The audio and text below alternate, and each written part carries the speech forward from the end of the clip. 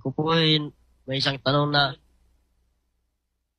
ako po ay isang sundalo. May nabasa po kasi ako sa Biblia na bawal po o kasalanan po ang pumatay. Nagkakasala po ba ako kung nakapatay ako ng kalaban o kapwa-tao dahil sa trabaho ko? Yun lang po. Salamat sa pagdalo, kapatid na Jeffrey. Unang-una, yung mga sundalo, nung araw pa may sundalo na eh. Hindi naman sinabi ng Biblia na tumigil ka sa pagkasundalo mo. Ganito ang sabi sa Lucas 3:14. At tinanong naman siya ng mga kawal na nangagsasabi, "At kami, anong dapat naming gawin?"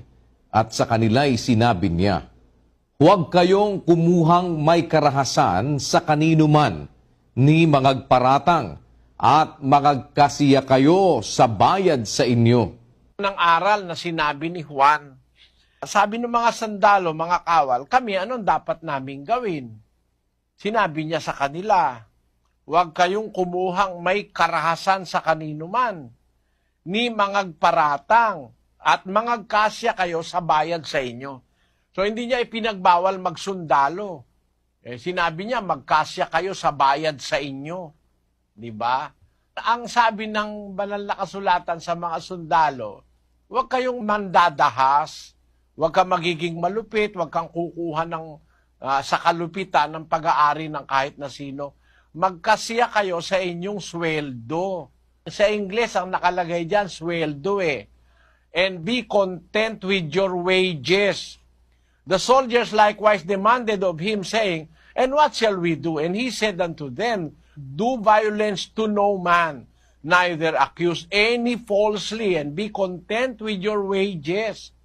Sa Kastila, salaryo yan. Pakibasa mo, kapatid na Daniel. También algunos soldados le preguntaban, diciendo, "¿Y nosotros qué haremos?" Y él les dijo, "A nadie extorsionéis, ni a nadie acuséis falsamente, y contentaos con vuestro salario." Hindi sila pinatigil maging sundalo, pinagbawalan silang magkaroon ng mag-extortion o kaya mag-akusa ng masama sa kapwa, at maging kontento kayo sa inyong salary o sa inyong salaryo.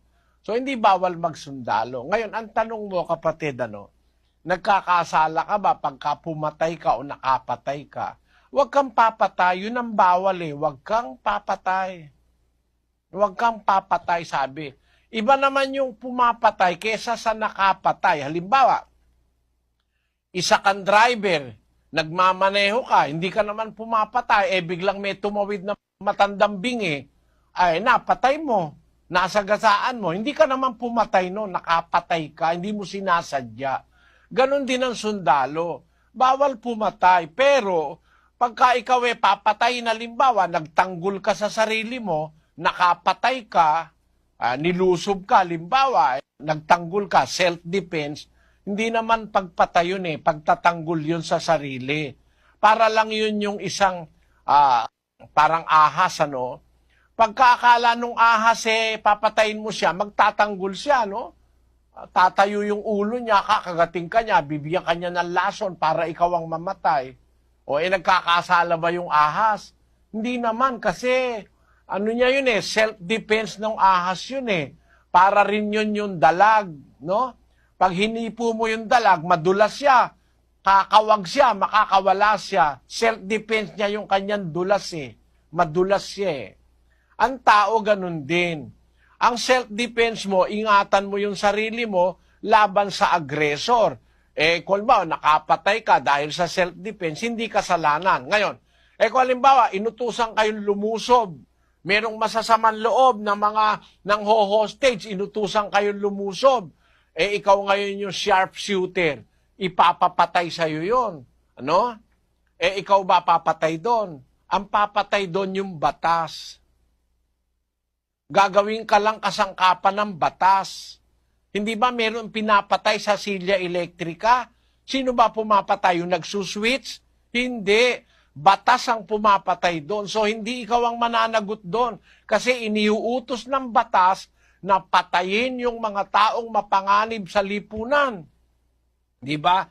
Miski sa panahon ni Moises, ipinapabato sila hanggang mamatay. Yung bumato, sila ba ang pumatay? Hindi. Yung batas ang nag-utos na yung mga masasamang tao batuhin hanggang sa mamatay.